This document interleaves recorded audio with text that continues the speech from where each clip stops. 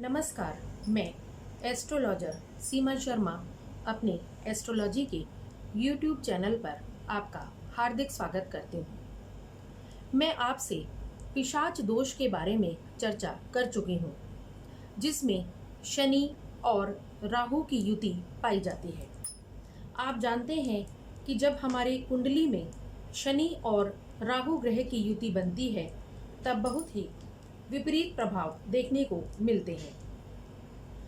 तो आज मैं आपसे शनि और केतु की युति के बारे में बात करना चाहती हूँ कि जब हमारी कुंडली में शनि और केतु की युति बनती है, तब किस तरह के प्रभाव हमें देखने को मिलते हैं। लेकिन उससे पहले आप हमारे YouTube चैनल को सब्सक्राइब करें और लाइक और बेल आइकन को ज़रूर क्लिक करें। तो आइए बात करते हैं शनि और केतु ग्रह की युति के बारे में। मैं आपको यह बता चुकी हूँ कि जब भी शनि और राहु की युति होती है हमारी कुंडली में, तभी हमें कुछ ना कुछ शनि से संबंधित विपरीत प्रभाव ज़रूर देखने को मिलते हैं। जिन घरों से हमारा शनि का संबंध बना होता है, हमारी कुंडली के जिन भावों से शनि का संबंध बना होता है, उनसे संबंधित विपरीत फल हमें शनि राहु की युति से यानी कि पिशाच दोष से मिलते हैं।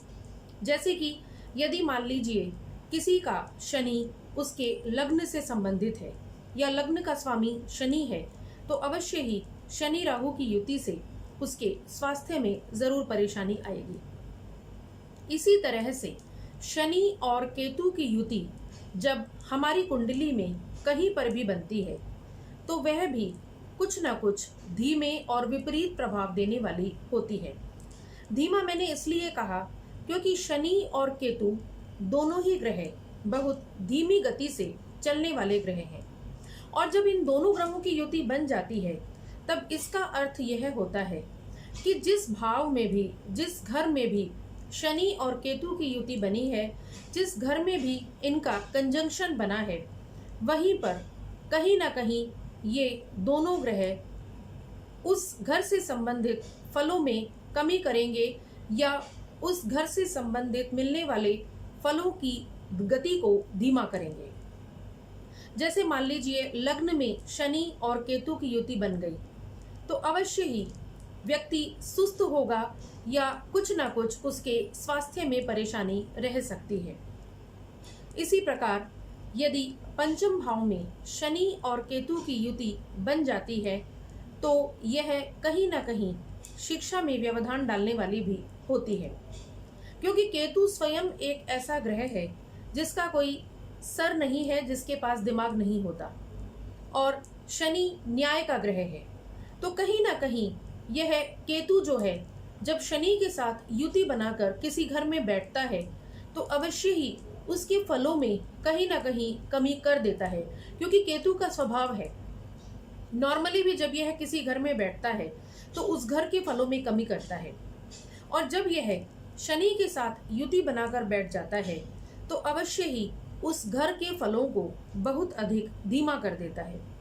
हालांकि शनि एक न्याय का देवता है, जो जिस घर में बैठता है उस घर के फलों को कंप्लीटली समाप्त नहीं करता, कहीं ना कहीं उस घर से संबंधित स्थायित्व हमें जरूर देता है। लेकिन जब केतु के साथ युति बनाता है तो अवश्य ही कुछ ना कुछ फलों में कमी जरूर करता है। जैसे शिक्षा भाव में बैठ गया तो शिक्षा में कहीं ना कहीं परेशानी खड़ी कर सकता है। जैसे रोजगार भाव में बैठ गया तो अवश्य ही व्यक्ति को जॉब के क्षेत्र में, रोजगार के क्षेत्र में कहीं ना कहीं कंफ्यूजन होता है या उपयुक्त फलों की प्राप्ति नहीं हो पाती।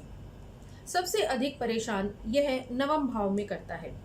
जब भी नवम भाव में शनि और केतु की युति बनती है, तब अवश्य ही व्यक्ति को भाग्य में बहुत अधिक कठिनाइयों का सामना करना पड़ता है। उसका भाग्य कदम कदम पर उस व्यक्ति का साथ नहीं देता, चाहे वह कितनी भी मेहनत क्यों ना कर ले। जिस काम में जितनी मेहनत करता है उतना फल उसको कभी भी प्राप्त नहीं हो पाता, और हर कार्य में उसको कठोर श्रम करना पड़ता है। इसके साथ ही ऐसे व्यक्ति की धर्म में भी ज्यादा रुचि नहीं रह पाती, और वह धार्मिक कार्यों की ओर बहुत कम चल पाता है।